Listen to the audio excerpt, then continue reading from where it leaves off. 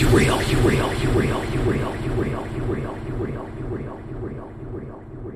Sushi jackknife. Sushi jackknife. Sushi jackknife. Sushi jackknife. Sushi jackknife. Sushi jackknife. Sushi jackknife. Sushi jackknife. Sushi jackknife. Sushi jackknife. I wish beyond all measure I had not left my metronome on the table. What's the issue with it? If it's not, oh my god. I don't know what it's keeping a beat of. It's just one long tone. I just flatlined. That's what that is. That's the sound of my heart dying. Because you found this goddamn toy. See, that's the worst. That's what I can't take. If you put it on the clave pattern again, I can take that. You can't take this one? I can't take just 4/4 I think it's forever. nice. No, it's not nice, and you know it's not nice. You're just being a dick. Do you think we could do a whole episode with this here? No! No, I most certainly do not. That's okay. That's probably the last time that comes up. I hope so, for God's sakes. Jesus. Welcome back to Sushi Jackknife, everybody. Hi. Well, hey. I was on vacay, so we had no showy last week. Oh my god.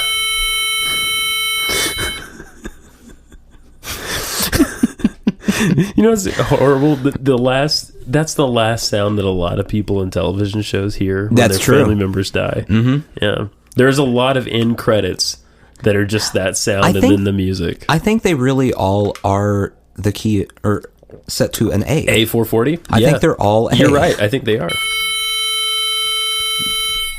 If you don't feel a little dead right now, you might not be human. I wish I could play with this thing well enough to replicate the sound of a person getting ready to die before we go to that tone. Oh, I can probably help you with that. Nope. Well, no. I just mean the machinery. You mean purely representationally. Well, this is deep art shit for the first 5 minutes. No. That's a metaphor for the podcast. That this episode is already like that. It's Dead on Arrival. Dead on Arrival. That's a pretty good title. This episode is Dead on Arrival. Anyway, so vacation. Yeah, I went on vacation. Yeah, how was that? It was vacation-y. Do you want to know about it? I mean, I guess. We've got Phil time. Go ahead. Could you feign enthusiasm just a little? Yeah. Okay, great. I can work with that. I can work with I'll just pitch you up in post and you'll sound like a girl doing that. Yeah. That'll make me feel better about it. Okay. All right. So, my friend Steven, who I've mentioned before, lives in Philadelphia. Yeah. The noble town of Philadelphia. Yeah, Philly Steve. Philly Steve.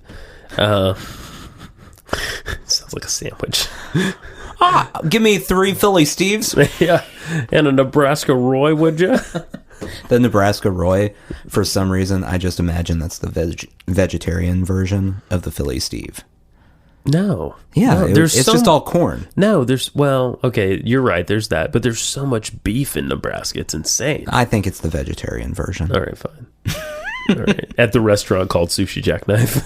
Actually, it never occurred to me till right now that, like, if you had a hip, ironic sushi restaurant, calling it Sushi Jackknife is not a bad idea. It wouldn't be the worst. Because you know those boats that go around the tables? Like, if you, on the conveyor belt sushi places, like, you could legitimately have a jackknife and, like, a traffic jam on that little carry thing. You know what I mean? With all the plates.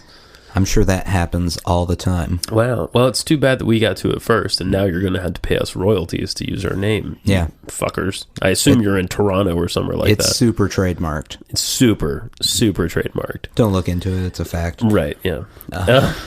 So, Philly Steve. I drove up to Philadelphia from Nashville, which is not a horrible drive. It's almost 12 hours, but it's not bad. It's a nice drive. You would, if you were going the right way, you would go through the Shenandoah Valley in Virginia. You would traverse the wide part of Virginia, basically, and which is really pretty. I, however, didn't fully read my directions and just kept the fuck going east for a very long time, only to realize that I had gone almost to the goddamn ocean before I decided to cut north. Now, how long was this? Long enough to see signs for places with lighthouses.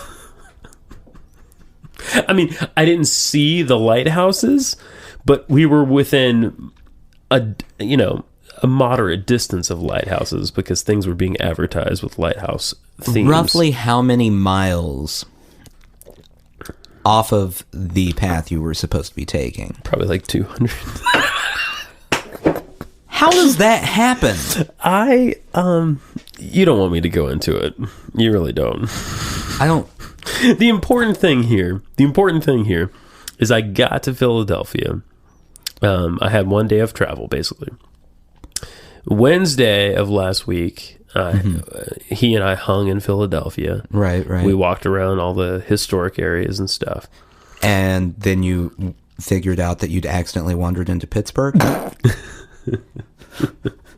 Thursday last week we took a day trip to DC. So it's only about 2 hours to drive there, and then you take the metro into DC. Because don't try to park in DC unless you happen to be the one crazy guy who had his like car decked out in like 9/11 conspiracy shit, parked right by the archive down.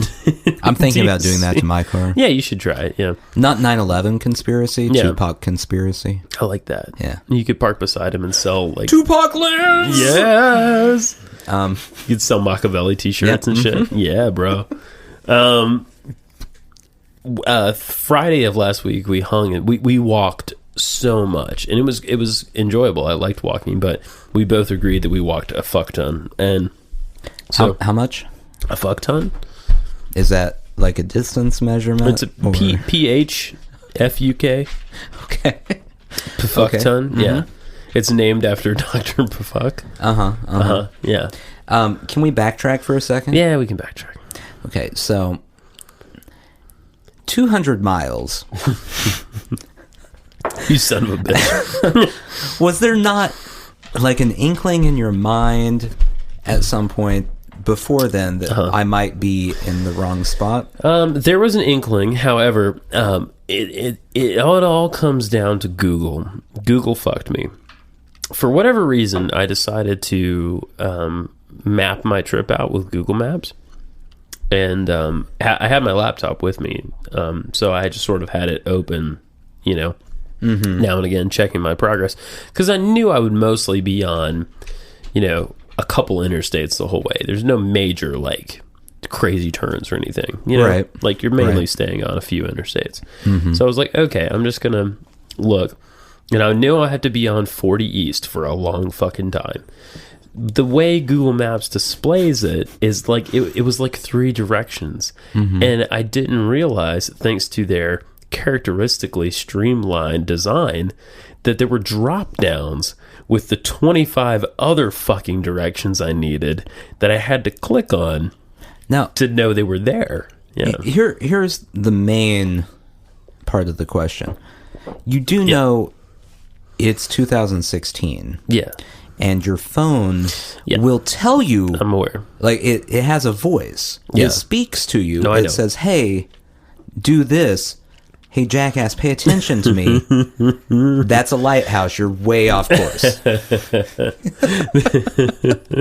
I was pretty close to somewhere where I could have got like a lighthouse funnel cake. Like, I was getting there. It was... Well, actually, you probably should have just kept going. I could almost smell the sea. Is a lighthouse funnel cake different than a regular funnel? I guess we don't know because you weren't there. Well, I suppose that it's a funnel cake shaped like a lighthouse, which I don't know how they pull that off, but it must be possible.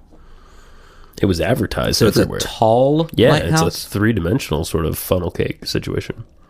I don't know how they do it, but they do it. Right. Yeah. Leave it to the coast of Carolina, guys. So...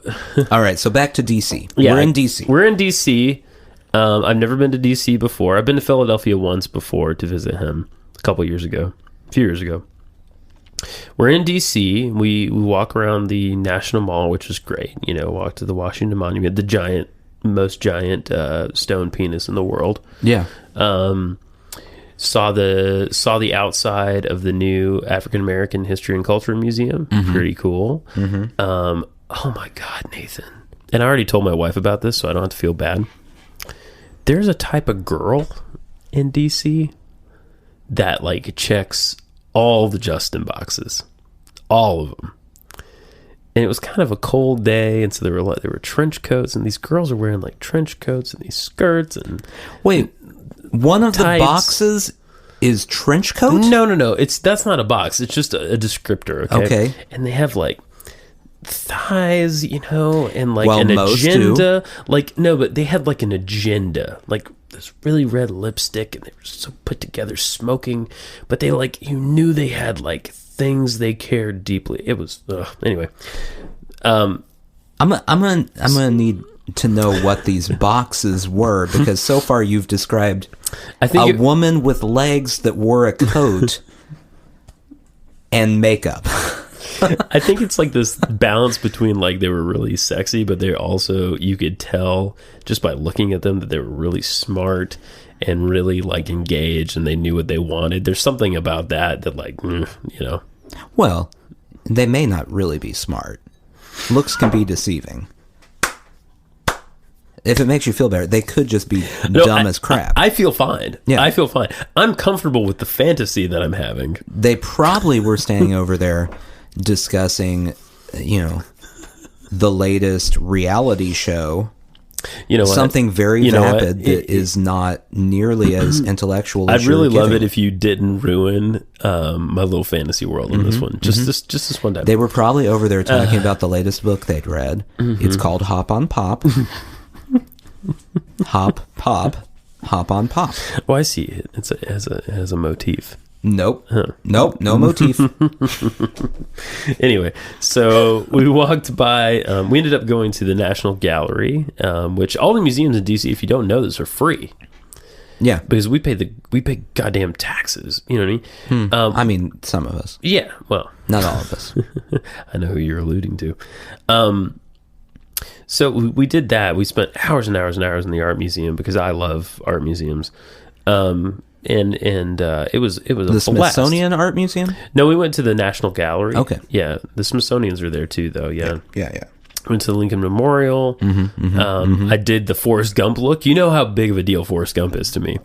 I looked from the base of the Lincoln Memorial over the reflecting pool where King stood, and then later Forrest Gump stood, and it was very exciting. Very exciting. I don't know what this is a reference to in the movie. In the movie, there's a part where Jenny goes through. She like wades through the reflecting pool after he's gone on stage, and that's deserved. Deserved that one. Anyway, had a great time in DC. Okay.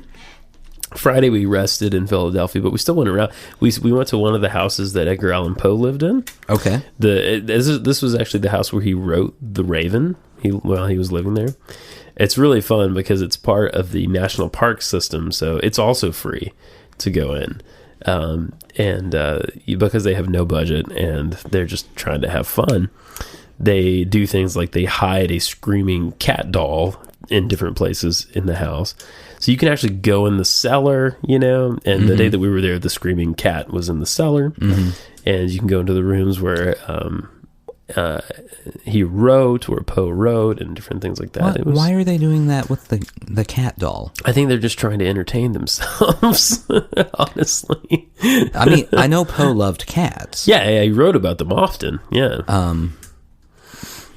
It's just weird. Well, there's the one story where, I forget which story it is, but the cat gets walled up in the wall. Yeah. That's what they're referring to. Yeah, but if you're moving it around, I mean, was it hiding where you couldn't see it? So it's in the wall? No, it was plain sight. Then that's not right. Yeah. That's not what the story's about. That would just be a story about a cat. Yeah, you're right. Just in a room. No, you're right. You're right. The interesting thing though is like, even though there were legitimate spiders in the cellar and stuff, like, these guys were doing the best they could do. And plenty of enthusiasm and everything. They were great. I enjoyed the visit there. Yeah. We were behind a high school group, which was fascinating. I'm sure. I had water ice in Philadelphia, the famous Philadelphia dessert. It's kind of between. It's not quite it's milkier than a snow cone, but it's not ice cream. It's good. I liked it. You're looking at me with such doubt. That doesn't sound like a thing. It's hard. You didn't sell it very hard with the. It's good. No, I liked it. I did. I liked the it. higher your voice gets, the less I believe you. It's good. I also had a Philly cheesesteak. It was delicious. Oh, that was one of the best things I had. And then the highlight of the trip, Nathan, for me was... Did you get the cheese whiz? You gotta get the cheese whiz. Yeah, I fucked that up. What'd you do? I don't know. There's one thing you do. You get the whiz. You want the whiz on the Philly. Okay, fine. I've never even been to Philadelphia, and I know this. Did Philly Steve get the whiz? You get the peppers and stuff, though. Yeah. I mean, that's a choice, too. Yeah. So, we did a day trip into New York City on Saturday. And quick podcast connection. Our good friend, who I talk of often and always in loving tones, Jeff from Kung Fu Drive-In, messaged me on Twitter because he heard me say in the last episode that I might be going to New York. And he's like, "Hey, are you going to New York?" And I almost got to meet up with Jeff. We didn't get up there on a weekday. He works in New York, and we got up there on the weekend, so he wasn't in town and was already committed. But he reached out to me and wanted to actually meet up in person, and I thought that was really super cool. But you didn't meet up with him? No, I wanted to, but we couldn't make it happen. So Saturday we went to the cool thing is once you're up there, man, like you can take a bus and express a nonstop into New York. It's only like 2 hours. Yeah. It's cheaper than paying the tolls to get into New York, you know? So that was great. You get on the New Jersey Turnpike, you go through the Lincoln Tunnel, and oh my God, there you are, you know? I'd never been to New York either before in my life. And it's good. I loved it. Did you do the touristy things? Not too much. We didn't have a whole lot of time. So you just kind of like went, there's a tall building, see ya. No. So we did Highline Park, which I don't know if a lot of people know about, but apparently they took old train tracks there in the city and turned it into like a park / green space. It's kind of a trail with a lot of plant. It was really cool, and there was art on it and stuff. And I got a cup of coffee on the trail. I thought you were just gonna. It's delightful. Tell me you got a cup of coffee in New York. No, that was the big high point. Like I wanted to do, I did want to get a cup of coffee in New York. I went to New York, sure. I hit a Starbucks, right. And I kept going. We rode the subway and everything. I have to tell you, I felt like it was a rite of passage. I don't know if it would feel this way to other people, but I couldn't help it. I had to do it. I used the bathroom at the subway station. Yeah. I did that when I was there too. I had to pee. You? Yeah. Well, the other thing. And there was you crapped at the subway station? I did. I had to. It was I hate to talk about these kinds of things, but yes, it felt like a real thing. Now, you felt like emotionally you had to, or like the Philly steak. Yeah, it had worked its way through by that point. There was no not going. The vanilla ice, whatever junk you ate. That's gonna give you the runs. Yeah, well, So I did that, and we went to Central Park, which was great, and walked around, and that was awesome. We went to the Met, and only did a tiny bit of the Met, but good God, you can go to the Met forever. It was great. Saw Greek and Roman stuff. Saw Oceania art, from all those little islands. Did you go to the MoMA? I didn't go to the MoMA, not this time. No, I plan to go back. I really do. I only saw a little tiny piece. See, we went for a week. See, that's what you got to do. No. Why? You gotta go longer. Yeah, you got to go. Sure. Yeah. We had nowhere near enough time to do everything that you wanted to do. Yeah. Because you got to knock out the tourist things. Sure, you do. So we saw Empire State Building. Spoiler alert, really tall. Saw the Statue of Liberty, also tall. A lot of tall things. Yeah, a lot of tall things. And then you get to the stuff like the Guggenheim, which was great. Did you go to the Guggenheim? It's great. I wanted to go there, yeah. It's a weird place. It's like a... Yeah, the building itself. Yeah. Right, yeah. The building is bizarre. Right. And this will only make sense to, like, probably 3 people who ever listen to this episode. But what it reminds me of is at Kauffman Stadium in Kansas City. To get to the upper area, you can take an escalator, or there are winding ramps all the way up. Yeah. Winding ramps. Yeah, totally. That it is a winding ramp all the way up. That's what I thought. Yeah. It's bizarre. And it was designed by the one Frank. Yeah, I thought it was Frank Lloyd Wright, right? Yeah. I'm 99% not certain Frank Lloyd Wright. Frank Lloyd Wright. Because that's one of 2 architects I can name normally. Frank Gehry being the other one. Yeah. I'm pretty sure it wasn't him. Right. So the Highline thing is great because you're walking through and you're probably at like 2.5 stories with the buildings, and so you can see a lot of great architecture on there, and that was really great. I mean, there was this one art piece that there's a big sign. It says, "Caution, there may be caution, naked sunbathers ahead," and then you keep walking, and then there's this guy standing there in nothing but like briefs, and with his arms held out like a zombie and his eyes closed, and it looks so realistic. It's a sculpture, I'm pretty sure, but it looks so much like a real guy that like I wanted to blow on it and be like, "Are you real?" But it was totally a sculpture. Yeah, it was a sculpture. I spent 3/4 of the time we were in New York. Yeah, just blowing on things to see if they were alive. If they were real. Most of the time they were. Yeah. Not happy. Right. Not happy about the whole thing. So did the Met, well, a piece of the Met, which was great. I mean, we saw a lot of modern art there too, which I loved. Man Ray and Marcel Duchamp, people I love. Fucking Jackson Pollock. Oh my God, I love Jackson Pollock. I saw Jackson Pollock when I was in San Francisco a couple years ago. I think I saw Blue Poles there maybe. And this was another painting. And I just like... His paintings always get me. I just want to stand there and stare at them for a long time. They're beautiful. So, and then I had a hot dog outside the Met, which was fucking great. I had a hot dog in DC too. Oh my God. They don't know what the fuck is going on. Terrible. It's a hot dog. Well, but there's degrees of hot dogs. You know this. Don't be so doubtful. Not street hot dogs. Well, the one in New York was fucking great, and the one in DC was like... Was it in the hot dog water?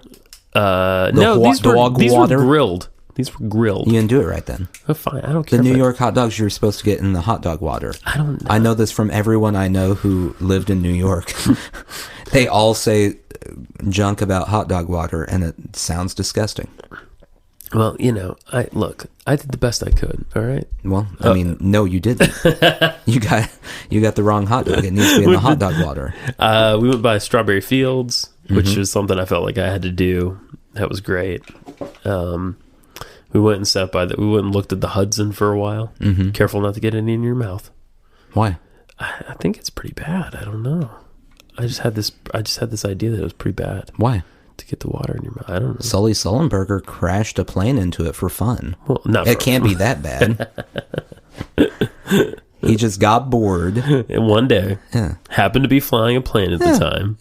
I mean, being a pilot's gotta be boring. Yeah. Sometimes I'm sure you're like, man, I bet I could land that there. You know what? In all seriousness, oh man. In all seriousness, though, the thing that I really liked about being there, and maybe I just had a weird experience, I don't know. I felt like it was almost tangible how people were deciding to cooperate with one another so that the whole thing didn't descend into chaos. You know what I mean? Yeah. Like people were I'm from the South, and everyone in the South thinks that like cities are bad and the North is bad and New York being the capital of Satan. But like, so maybe this is why I felt this way, but like people were way nicer than I thought they would be. Like everyone seemed, I mean they're people. They're people. That's what I'm saying. You know what I mean? Like it just shattered any like weird premonitions I would have had from being from where I'm from. You know, it was great. I loved it. DC did feel like everyone there was like really working on something, you know, not necessarily for anyone else's benefit but their own, but there was like an ambition happening in DC, you know what I mean? And in New York, I felt this like overwhelming sense of like cooperation happening. So in DC, there's like this ambition where like everyone's got like a trench coat and some thighs and lipstick, and they're just all talking about the Dr. Seuss books. Right. You got it. The Real Housewives of Schenectady. Schenectady? Yeah. It's a great version. So, anything else about your vacation? That was about it, man. I drove back and I went the right way and I navigated on my phone. Did you listen to the phone this time? I listened to the phone. You should have done that the first time. I'm aware. The phone knows all. It does. Cool. Yeah. All right. We'll see you. Okay, bye.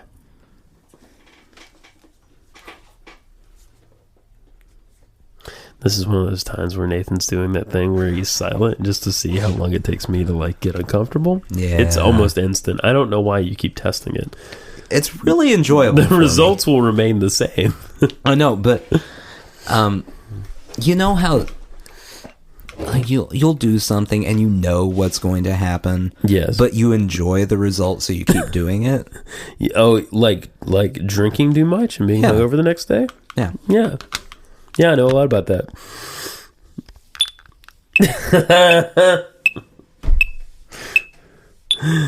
Oh, God. Take me now. So did you make it back from your vacation? In time for, and by the way, I know the answer to this. This is just a segue. It's set up. Let me explain what's happening here.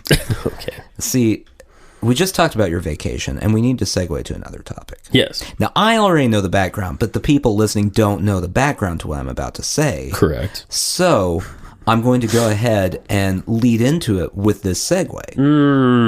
Are you on the same page? It's almost like you're planning this. Yeah. Well, I need to know that it's going to work before I start it. Do you understand where we're at here? Oh, I think I do. Okay. So did you make it back from your vacation for the big debate? I did. What? I know. Oh, man. I did not see that happen. In the nick of time. Yeah. I imagine you pulled up right as Trump and Hillary were walking out and not shaking hands. Yes. Well, Anderson Cooper had just taken his third horse tranquilizer for the evening, and he was combing his hair. His one hair, by the way. He probably, by the end of the evening, wished he had taken several more horse tranquilizers. That's the thing about Anderson Cooper. People don't know that he takes a lot of horse pills, and the hair that he has is really just one hair. Yeah. It just sort of striates into like multiples. You know what's weird? Yeah. The horse pills, he takes them all as suppositories. Yeah, it's weird. But they're not suppositories. No. He just chooses to absorb them that way. Well, he got used to doing it, so, we all have habits, Nathan. Yeah. I mean, it's hard to break a suppository habit once you get started. It is. So, impressions of the debate. First, I guess we need to explain what's happening in the world. Okay. Because people don't know. Let's do that. So many months ago. Many moons. Yes. Just dozens and dozens of moons. Hundreds of moons, even. There were several people who wanted to be president. Like 20 plus people who wanted to be president. Yes. We're starting way back there. Wow. And one by one, all of the people who knew things fell by the wayside until the person who I like to call the Orange Groper was left. Yes, Donald Trump. Then this week, a recording came out where he talked about how, because he's rich and famous, he can touch random vaginas. Yeah. Is that a good summary of what he said? That's a pretty good summary. I'm rich and famous. I touch random vaginas for fun. Whenever I want. There's a vagina. Gonna touch it. Yeah. I'm Donald Trump.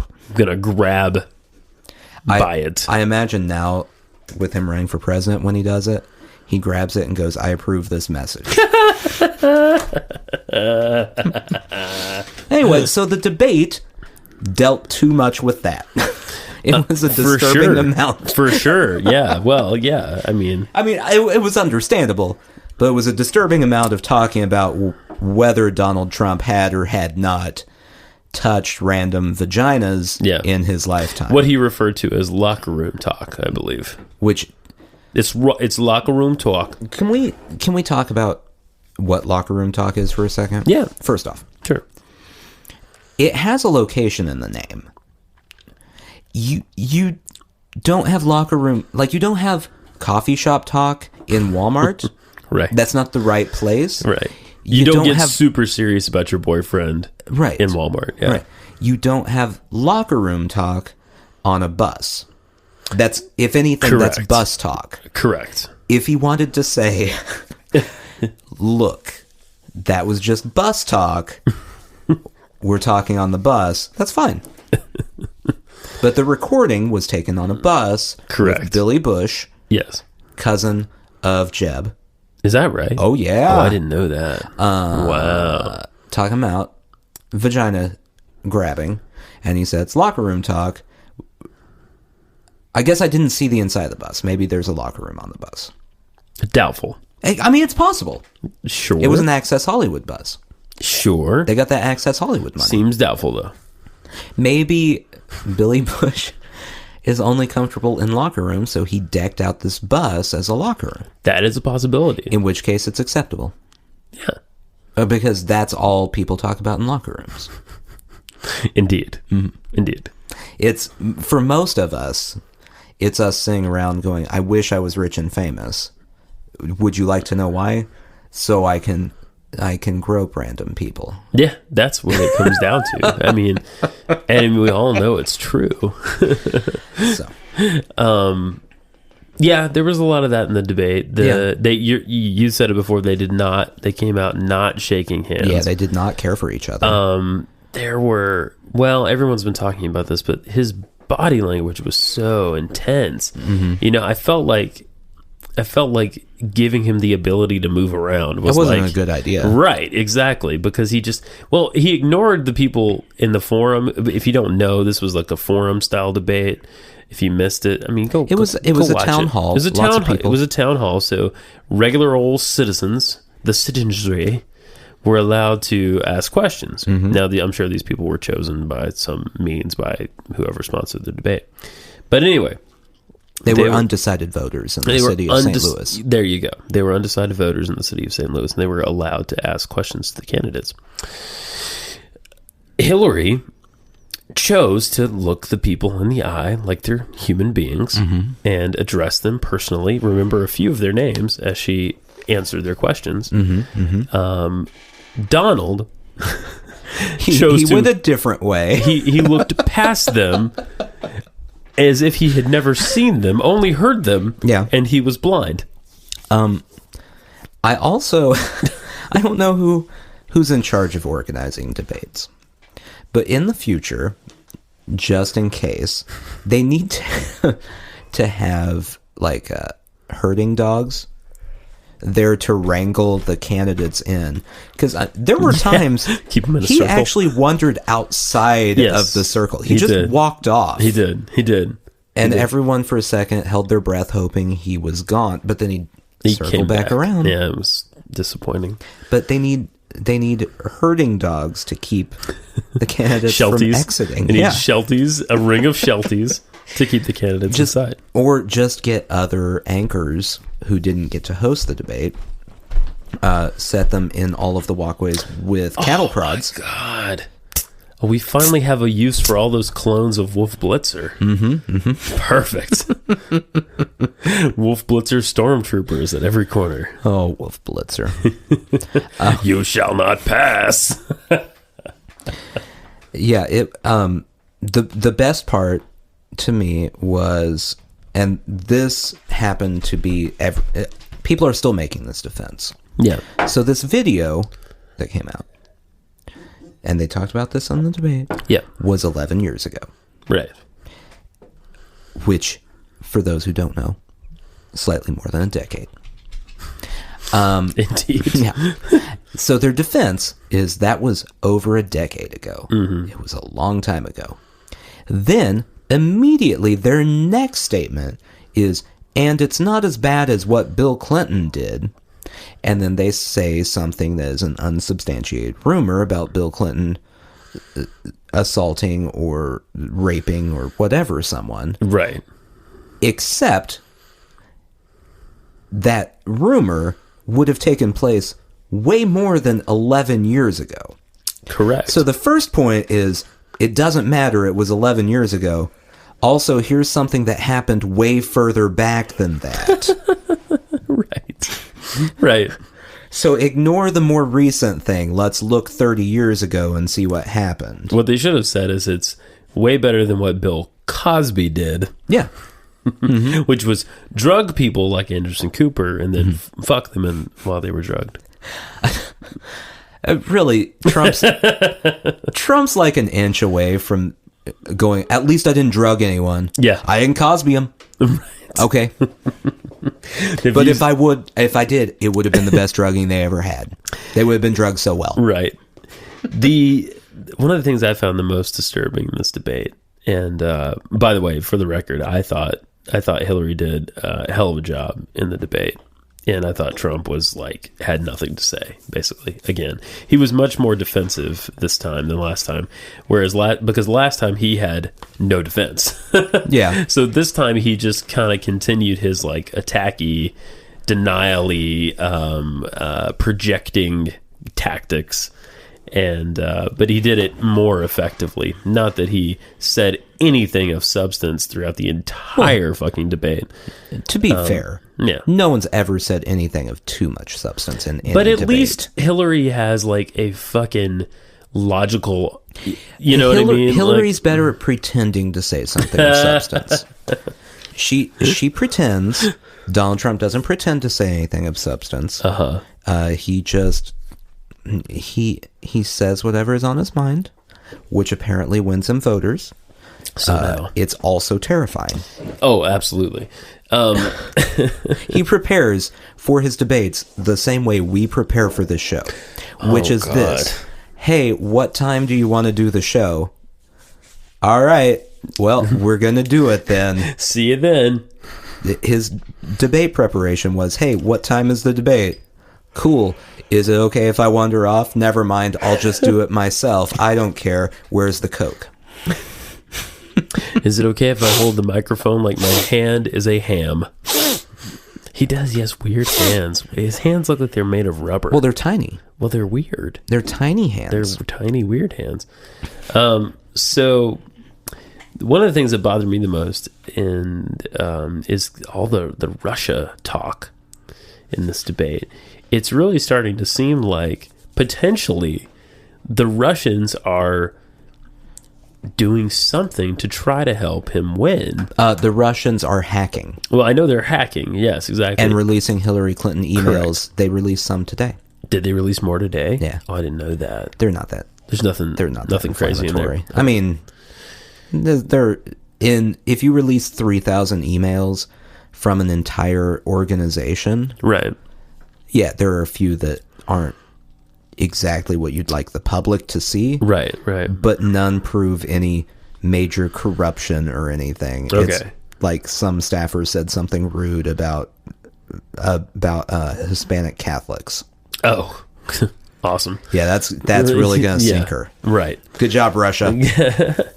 So it's weird to see, it's weird to think about Russia having a role like that in our elections, actively trying to influence our elections. And did you notice during the debate when they talked about Putin, did you notice how he sort of waffled? Yeah. Because at one, he almost said,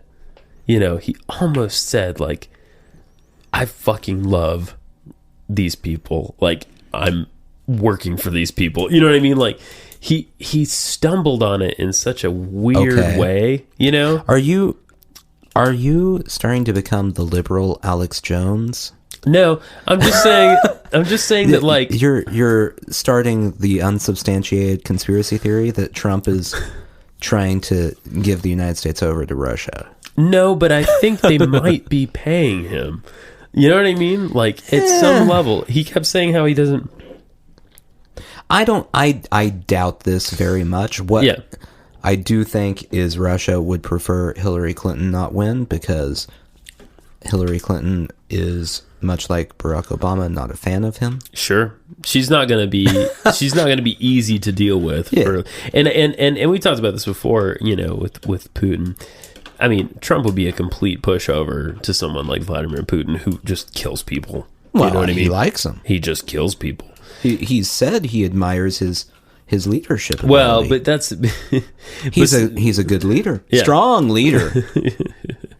It's just odd. You know what I mean? It's odd to see him almost defending that country in a presidential debate in the United States. It's really weird. Yeah, I mean, it's just a different country. There's been so many Israel-Palestine debates in all of these years. Now it's just he's, instead of defending Israel, defending Russia. Well, you know, here's the thing, though. What the main difference being Israel isn't trying to kill us. Exactly. Thank you. Yeah. / like flex their power in Syria to the point of, like, you know, just murdering hundreds and hundreds of people. Well, what was it? You could make the argument that Israel and Palestine are both trying to flex their power into the other people's territory. Certainly, but that's not quite the same thing. It's not quite the same. It's not quite the same thing. I mean, look, I'm the first person to say that there, you know, that's a conflict that should have been resolved forever ago. No, it's never going to be resolved. It's never going to be resolved, but it should have been. And certainly there should be a Palestinian state. Certainly there should be. I don't know why there isn't. There should also be an Israel. Fuck. You know what I mean? Yeah, but they both want the same area. We can work it out. No, they can't. You know when they almost everyone had that worked out when Bill Clinton was president. That's correct. There were treaties. Yep. And you know what happened? The treaties went away, and then they hated each other again. It's true. It's a complicated thing. But you know, I mean, what was it, like 400 people last week were killed in Syria, 100 of which were children. You know, it's indefensible, the idea that that Assad's doing what he's doing, first of all, and that Russia is supporting it. It's fucking horrid. Speaking about Russian shit as relates to Trump, I got this from NPR the other day. Trump apparently quotes Russian propaganda to slam Clinton on Benghazi. A riff by Donald Trump at a rally in Pennsylvania on Monday night about Hillary Clinton's culpability in the deaths of the U.S. ambassador and 3 other Americans in Benghazi, is raising questions about where Trump exactly got his information and how. During his speech, he held up a piece of paper. This came out a little while ago. I have to tell you this, he said as he read from the page, which he identified as an email from a Clinton confidant.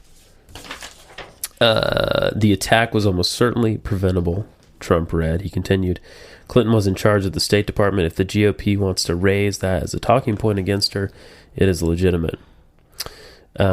He folded the page and let it fall to the floor, and the audience booed. Do you have written notes on the back of this piece of paper? No, it's double-sided. Yeah. I didn't know anyone printed papers double-sided. Why wouldn't you? Who does? You're the only person I've ever seen print things double-sided. I think you live in a strange world. No, I live in a normal business world where people use a printer to print things on one side of the page. Why would you do that when you can? If it doesn't matter, then you can do both sides. Well, it's a news article, you know. But people aren't printing news articles in the business world. What are they printing?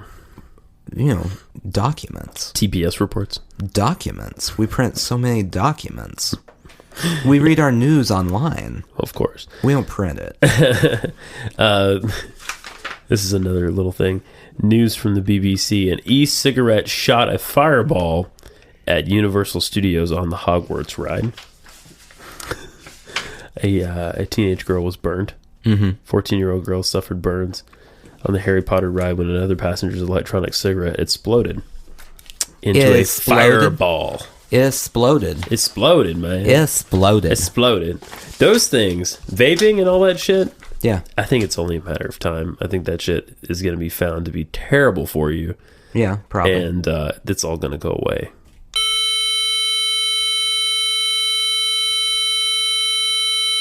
Is this a free ad for the truth? Those guys piss me off. The truth? Yeah. You know? Yeah. I mean, everyone knows smoking is not great. But, like, do I really have to see the guy in the chair with the oxygen tank going, meh, you know? Every time I go see the fucking movie? You know what I mean? No. Thanks. Thanks. Sure. Thanks. You don't have to. Yeah. You could close your eyes. I could. You could leave the theater. I suppose I could. This is all on you, really. It seems like you would say that most anything is on me. That's not true. Okay. That's on you right there.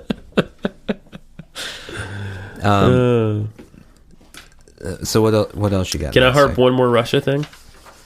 I don't know. This is the last thing. Here's the thing. Before you start this, Okay. you're with your Russia thing. Yeah. You're starting to border on that Justin territory, where you drift into too serious and upset about the world. Oh, yeah, that territory. Taking the world far too seriously. Okay. When you need to come over here and join me in the everything is nonsense and crazy realm. Nothing makes sense. It's all nuts. I'm not trying to make sense. I'm that's not my goal here. Well, I know, but over here it's just like, hey, that's nuts, man. And over there it's like, it's nuts, man. Worry and doubt and sadness. So yeah, you're walking a fine line before you start the story. Okay, I know. If you say anything about Aleppo, that's the next one. Oh, come on! But I'm not going to do it. I won't do it. Come on! I'll save it. I'll save it for another day. All right. This is also from the BBC. Russia suspends weapons-grade plutonium deal with U.S. I don't know if this is significant or not, but I thought it seemed like it might be. So wait, were we getting weapons-grade plutonium from them, vice versa? Let me read. Russia has suspended an agreement with the U.S. on the disposal of surplus weapons-grade plutonium. Oh, so they're keeping it. The latest sign of worsening bilateral relations. In a decree, President Putin accused the U.S. of creating a threat to strategic stability as a result of unfriendly actions towards Russia. Moscow also set preconditions for the U.S. for the deal to be resumed. Under the 2000 deal, going to read that again. Under the 2000 deal, each side is supposed to get rid of 34 tons of plutonium by burning it in reactors. It is part of cuts to nuclear forces. The U.S. State Department said the combined 68 tons of plutonium was enough material for approximately 17,000 nuclear weapons. Both sides have reconfirmed the deal in 2010. In Monday's decree, Putin said Russia had to take urgent measures to defend the security of the Russian Federation. In April, Putin said the U.S. was failing to fulfill its obligations to destroy plutonium. Instead, he argued, the U.S. repossessing method allowed plutonium to be extracted and used again in nuclear weapons. So, yeah, it's just, in the last line of this article, Russia is currently modernizing its nuclear arsenal. It's just scary to even be talking about this kind of shit. You know what I mean? See, you veered. I told you. I knew it would happen. In my defense, the tanks that carried the big old bombs, they look like big sausages. Here's the good thing about this. Okay. I think if we look back Yeah. at the 70s and 80s, there were a great number of movies and TV shows that revolved around us and the Russians Truth. not getting along. Right. Those Cold War I mean, you have every spy movie, every James spy Bond show, alone, you have even the Rocky franchise. Right. I mean, Russia Rocky IV. killed Apollo Creed. They killed him. They killed him, yeah. So, I think it's kind of good. I mean, not like... Culturally, you mean? I mean, not like in the sense that, another Cold War would be great. Right. But it wouldn't be bad. I mean, who do we have to fight against now? It's just all like terrorism. Boring. Let's get some Russian spies back in the mix. It is more fun. I'm inclined to agree with you. Yeah, I saw something online a while back. These pictures of Russian KGB agents trying on disguises to be American, and it was hilarious because they had no conception of what America. Everyone was in turtlenecks and like big glasses. They looked like Russian spies. Yes. like you would walk up to them and go, "Are you a Russian spy?" And they'd go, "Niet." Yeah, exactly. Niet. Hello, comrade. Could I interest you? I am American. USA. That's exactly what they looked like. They had no idea, despite American cultural prevalence throughout the world. They had no idea what we dress like or look like or anything. It was USA bizarre. baseball, apple pie. Yes. That's what they would, and you'd be sold. Baseball, apple pie, no. They really sold it right there. What would they say today? Because it's not baseball and apple pie anymore. It really isn't. It's Football, concussions. Free guns for everyone. Bang, bang, bang, America. There you go. That's about right. Bang, bang, bang, America. Build wall. Build wall. Do Russians drop articles as well? Okay, I thought that was just... Well, I mean, they don't know how we use our articles. Oh, I see. I mean, they drop them because it's less dangerous to just drop them than to be saying things like "build wall the build wall." A wall build. The there's no question in that sentence. Not correct, Vladimir. Da. Back to the training camps with you. Da. Stop saying da and yet. Niet. These are not your words anymore. It's yes and it's no. Yeah, so I mean, if another Cold War one break out, I'm pretty sure Sylvester Stallone needs a plot point for Creed 2. True. Electric Boogaloo. True. Creed 2 Electric Boogaloo. Not to mention Expendables 19 or whatever they're on now. I'm pretty sure a Creed 2 where Apollo Creed's son has to go avenge his father's death in Russia. In the Second Cold War. What? I'm pretty sure that's the greatest movie ever. And he has to fight the same guy, same Russian guy, Dolph Lundgren from Rocky IV. Well, no, I mean, Dolph Lundgren already lost. Oh, okay. Rocky beat Dolph Lundgren. I'm just thinking like he's like an older version of him. Yeah. Yeah. I mean, a more sinewy. Maybe he's used more technological advancements. For those who haven't seen Rocky IV, Dolph Lundgren had every technological advancement. Oh, he was available. like the Borg. Yeah. He, I'm pretty sure they gave him steroids in the middle of one of those training sequences. Not just steroids, Nathan, but like the green glowing steroids. Yeah. So, Chemical X. Creed's son having to fight a Russian. I like it. It's a great plot. Hey, Creed 2, Get bro. Sylvester Stallone 2. another Oscar nom. You're right. Got it for Best Supporting Actor this year. Why not get him another one? That's 2. No, wait. Rocky won multiple Academy Awards, is that right? It won Best Picture. I think he was nominated for Best Actor. And he wrote it as well, didn't he? And directed it. I think he won Best Original Screenplay. What in the fucking world You know what I mean? Are you about to say something bad about Rocky here? Well, no, Rocky's great. It's just Stallone. Yeah. Like what? He can write. Oh, he can, but why didn't he for years and years and years? He did. He just chose to write differently. Differently? Yeah. Poorly. I mean, not everything was poor. Rambo. I mean, Rambo's Rambo. It's First Blood. That was marvelously written. Marvelously? It was one of the finest films that's ever. It was the Citizen Kane of its day. Now I'm just picturing Rambo going, Rosebud! And then shooting off like a bunch of rounds. Yeah. That would have been a better ending to Citizen Kane. Actually, that would be an amazing ending. Citizen Kane is a badass movie, though. You gotta admit. Yeah. Have you seen Citizen Kane? Have I seen Citizen Have you seen The Third Man? That's a good one. Another Orson Welles. Yeah. No. That's where Jack White gets his whole thing from.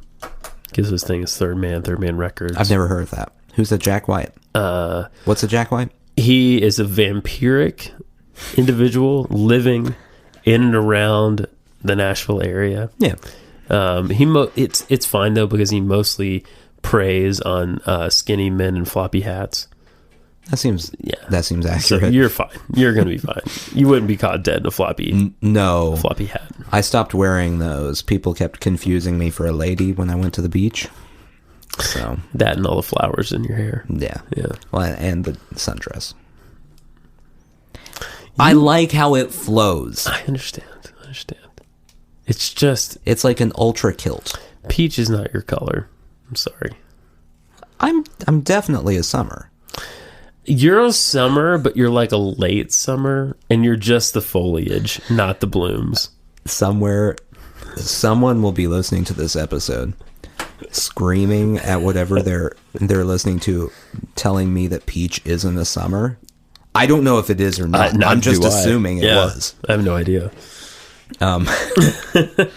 So I'm probably wrong, and someone's probably mad. You look shitty in Nectarine. I'm sorry. Is Nectarine a different color than Peach? It's about the same, really. Okay. Yeah. I've learned a lot here today. All vague colors for white people if you're in a crayon box. All right, let me see your pieces of paper here. All right, see them. Okay, here's what I want to know. Don't rip them up. No, I'm not ripping anything. Okay. All right. Because you've been a real sourpuss lately. So I'm going through to see how many of these are cheery. And so far the first two and there's another Syrian. What Syria reveals about the New World Order? Bad, Justin. I make no excuses for myself. The happiest thing in the pile is the e-cigarette shooting a fireball. Yeah, that's the happiest thing. And you went over that for about 10 seconds. You're like, and then shot a fireball. Yeah. Anyway, so Russia, man, it's pretty messed up. Yeah. You need to find joy in life. I had joy. I had joy. I feel like I'm aware.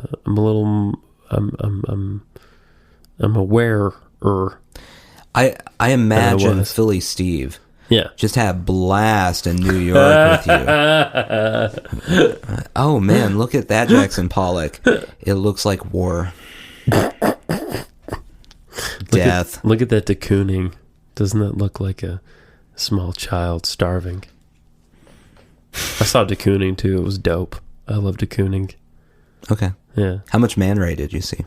Like 2 or 3. Is Man Ray the craziest human being that ever existed? No. Marcel Duchamp is the craziest human being that ever existed. But Man Ray liked him a lot. I think they were contemporaries. Yeah. I also saw Salvador Dali, speaking of crazy people. I saw the crucifix one. Do you know which one I'm talking about? Yeah.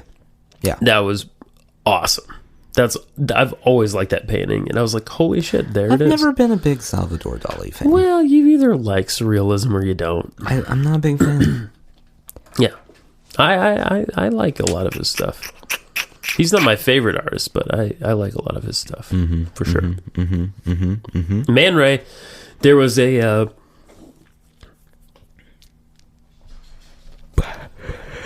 I'm sorry. I'm sorry, I'll spit it out. That was an anticlimactic sentence. I know. One of the Man Ray things was a sculpture made out of wooden coat hangers that were all kind of interlocked together. It was cool. And then there was one called Indestructible Object, which was like a metronome that he had like glued an eyeball thing to. What? You know what you should have done, right? Destroyed it. Just walked in there and read the title and gone, indestructible my ass, and just started throwing things. Just trying to destroy it.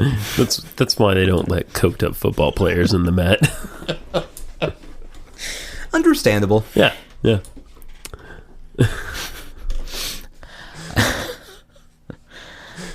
Oh boy. So the thing about it being indestructible is that he actually destroyed it and then he put it back together. That was the idea of the piece. Well, he did destroy it though. Yeah, he destroyed it. And then it wasn't indestructible then. It was destructible. I guess it's indestructible because it was able to be brought back or something. It's maybe undestructible. Well, like he reversed the destruction. Destructible. Okay. Yeah. Saw a lot of Picasso. You know, I'm going to be honest. I'm not a huge Picasso person. Just not. I mean, he's great, but, you know, it's just not, doesn't do it for me. Yeah, I've never really understood the appeal. Mm-hmm. But it's not really my thing in general. Do you like art? I mean, I like art. Yeah. But depending on the modern art. Yeah. So I'm guessing 50-50. You wouldn't have loved the minimal gallery that we went in? Minimal, oh, it upsets me. There was a piece of art in Kansas City. Okay. Now, Kansas City, for those who don't know, has a great art gallery. Does it really? Yes. What's it called? The Nelson Atkins Art Museum. I did not know that. It's mostly been funded by the Kemper family and the Hall family. Okay. As in Hallmark. Oh, really? Yeah. Oh. But they had a modern art wing. And there was one piece there, and I will always remember this piece because it is the most infuriating piece of art to me ever. It is just, if I recall correctly, a black canvas. Mm-hmm. That's it. It's just a canvas painted black. They just painted in different strokes. Mm-hmm. Different directions of brush strokes. Mm-hmm. But it's just black. Mm-hmm. That literally is the entire piece of art. I get it. It is a giant, like, 6x6 canvas. Mm-hmm. Big canvas. Just black. I saw a lot of stuff like that. It's infuriating. It's not interesting. It's just there. It's just a choice. It's like an instructional piece that you would see at a school. This is what different art strokes look like. Here you go. Okay. Now go paint something real. That's what it would be. It sounds like it upset you. It's not. I don't want to say it's not art. Mm-hmm. It's not good art. I'll say that. One thing we saw at the National Gallery was this sculpture piece called Condensation, and it was just plexiglass with like water condensed on the inside of it. Mm-hmm. I thought that was cool. I thought that was really that's cool. More interesting. That's a thing. Ah. There has to be an actual thing somewhere. If I can see that something was done, if it doesn't look like it took 5 minutes, then maybe I'll be impressed. I understand. Yeah. I mean, it's just one color. They could have used different colors of brush strokes. Yeah, I know. And then people would go, oh, look, it's a thing that someone made. I saw a lot of stuff like that, though. It was white, mostly, though. Mm-hmm. So. Well, and then that people just stare at it, like the black one, they stare at it going, oh, it represents that there's something in the void. Because blah, blah, blah. No, it doesn't. It represents that the artist had an idea for a painting that would sell. And they executed it. Now, I'm not That's saying it. I'm not saying that I dislike that stuff. I mean, I think it can be interesting, you know? Yeah.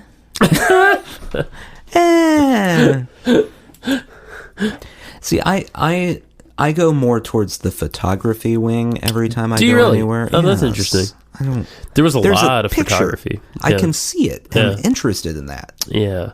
Now, if someone just took a picture of something that was completely jet black, I would assume they left the lens cap on, and I would no longer be impressed. I understand. Or that they don't know how a developer works. So I got some film developed. Or I'm getting some film developed, I should say.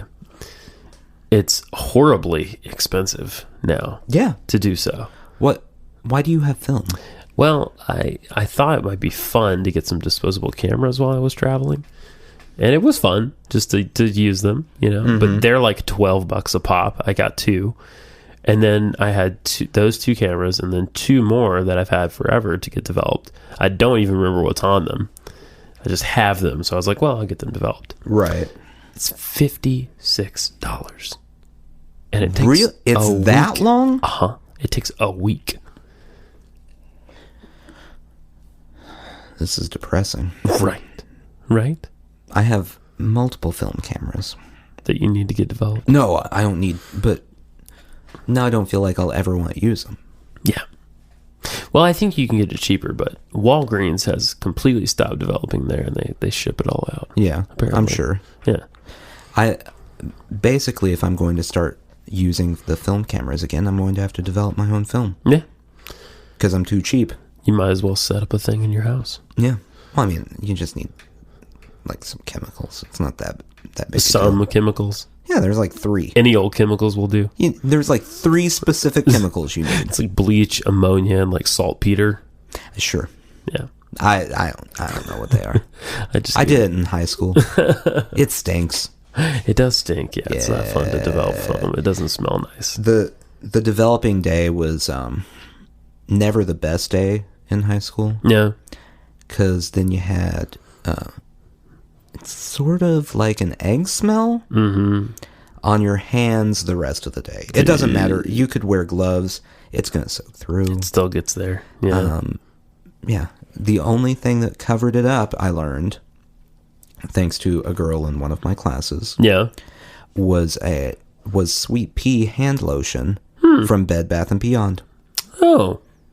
And maybe it didn't cover it up, it just masked it, but you know what? I don't care. It worked, and I felt wonderful afterwards. So, very soft hands. Very soft hands? Very soft. Sushi jackknife. Sushi jackknife!